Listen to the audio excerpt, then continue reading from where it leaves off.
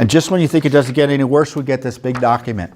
It's given to us on Friday at 5:37 p.m. of last week. So a Friday dump. We had sued for records to from the Justice Department about that coup discussion that took place between Andrew McCabe and Rod Rosenstein of the Justice Department, where they talked about wearing a wire on the president, invoking the 25th Amendment to remove him from office, and appointing a special counsel. All part of the coup. Rosenstein said he was only being sarcastic, and we have the documents from the Justice Department through this lawsuit, again a lawsuit, not voluntarily disgorged to us, confirming essentially that Rosenstein did make this discussion. He says it was sarcastic, and they had an anonymous source tell the newspapers, the New York Times, that it was sarcastic, but he's never really gone on the record as to what happened. And he had a cagey response about the 25th Amendment discussion, which left open the possibility, and essentially confirming the possibility,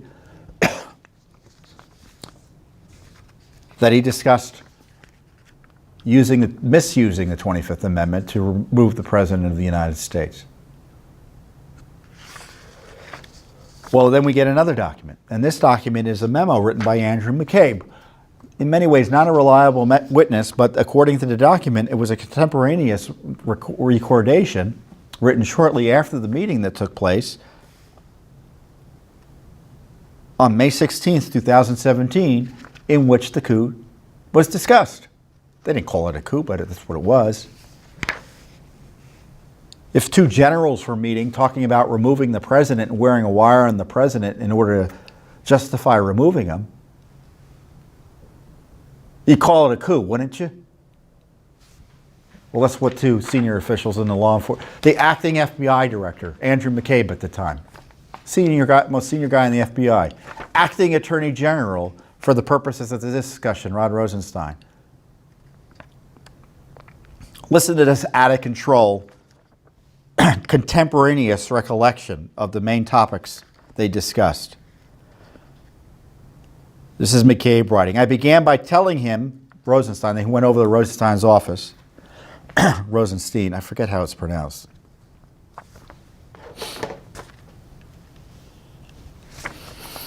I began by telling him that today I approved the opening of an investigation of President Donald Trump. I explained that the purpose of the investigation was to investigate allegations of possible collusion between the president and the Russian government, possible obstruction of justice related to the firing FBI Director James Comey, and possible conspiracy to obstruct justice.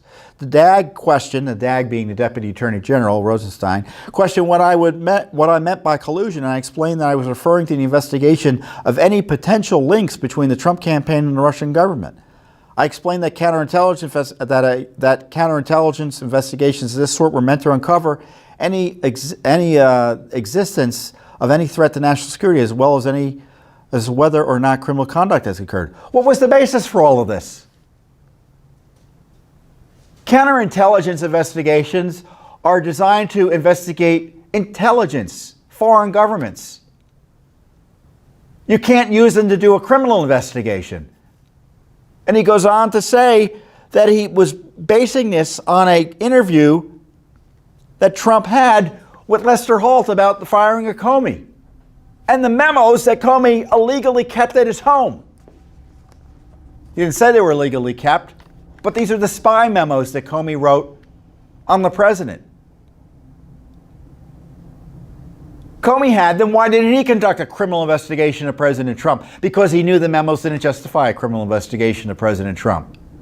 And they're ticked that their buddy Comey was fired, and they're talking about investigating him in retaliation. Again, whistleblower in chief.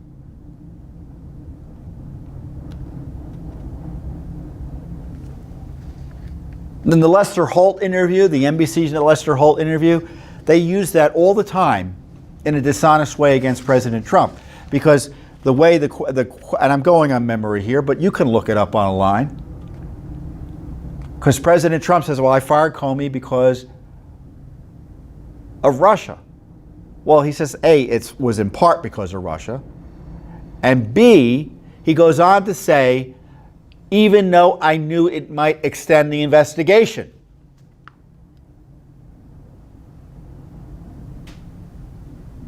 He wasn't doing it to obstruct and stop the investigation. He was doing it because he was offended by the way Comey was operating and didn't trust him. And rightly so, it looks like.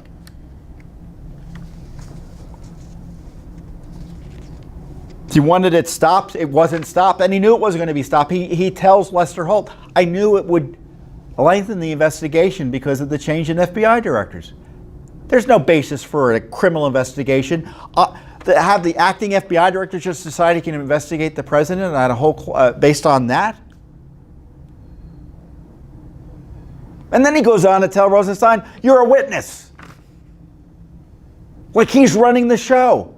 And of course, Rosenstein, rather than responding, saying, get out of my office, you're fired, you can't do this, he starts dissing on Trump. Going through this he began by stating, this is Rosenstein talking, that he had the feeling the decision to fire the director had been made before he arrived. So what? You fire people. There are many reasons you fire people. You may settle on a course and you want further feedback as you proceed. Nothing inappropriate about that, but they think they're immune from scrutiny and accountability in the deep state. And he met with Donald McCann, who told him that the president had drafted a letter that McCann did not want the president to send. Oh boy, the president, once again, who answers to who? The White House lawyers? The DOJ attorneys? The president's supposed to answer to them?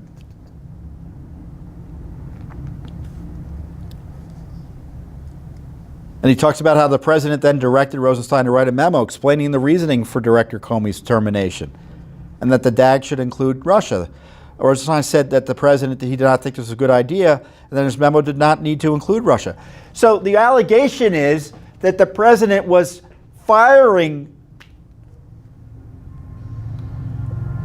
Comey to shut down the Russia investigation, when in fact, and in an improper way, when in fact the president wanted the world to know, yeah, he was screwing up on Russia. And the reason it wasn't in the Rosenstein memo that was ultimately written was because the Justice Department decided they didn't want to put it in there.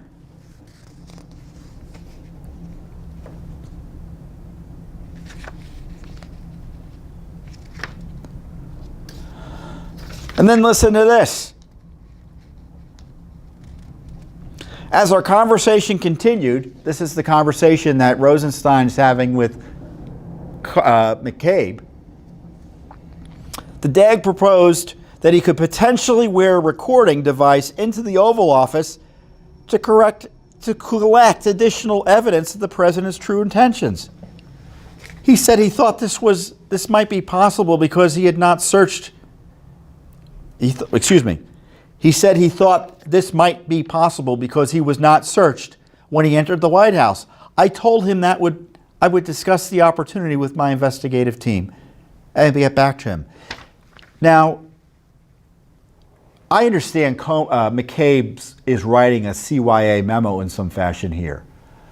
But why would he respond if this is accurate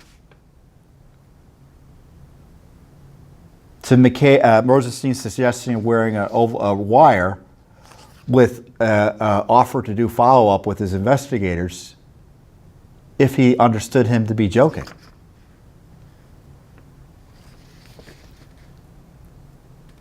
And then they talked about the appointment of a special counsel. They already had two people lined up, Rosenstein did.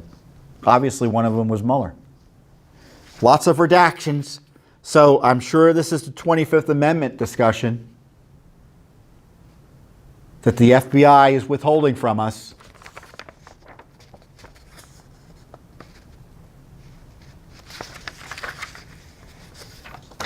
And then later, Rosenstein says to McCabe, McCabe recounts at the end of the memo,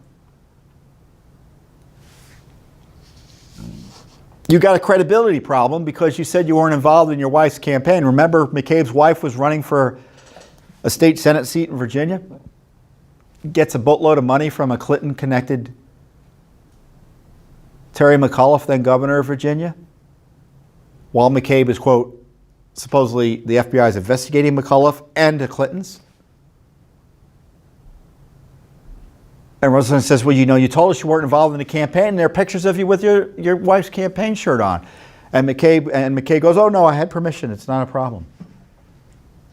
So what I love about this memo is the kind of the subtext. The subtext is McCabe runs over to Rosenstein and says, you know what, I'm investigating the president and you're a witness. And Rosenstein folds immediately and starts providing, quote, testimony to McCabe.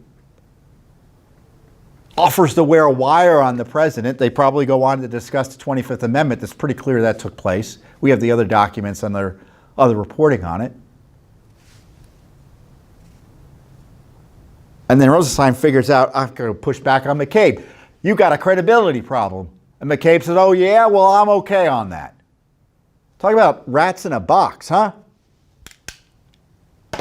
Two senior leaders of our law enforcement discussing wearing a wire on the President of the United States because they didn't like his decision-making to fire the corrupt crony of an FBI director, their buddy James Comey. And what are we talking about? A call he made to the Ukraine to investigate the same gang that was protecting Biden and targeting him. This is why they don't want you to focus on it, because this is the corruption. The Spygate corruption. This is a big deal. None of the major media picked it up. None of the major media picked it up. Because they're protecting the coup cabal targeting Trump, because they're in on it too. The initial reporting on this whistleblower was ridiculously false. And they don't care. There's no accountability. Judicial Watch is a more independent, reliable reporter of details of the deep state, the way our government really operates in Washington, D.C., than the New York Times, the Washington Post, NBC, you name it. We do real journalism. Those media I just talked to you about are liberal advocacy groups that sometimes do journalism, mostly report gossip, and are vehicles for government officials to undermine our republic through criminal activity. Criminal leaks, classified information, the leaks of classified information. I tell you, I thank God for Judicial Watch, because we're the only ones in town doing this key work to uncover what's really going on.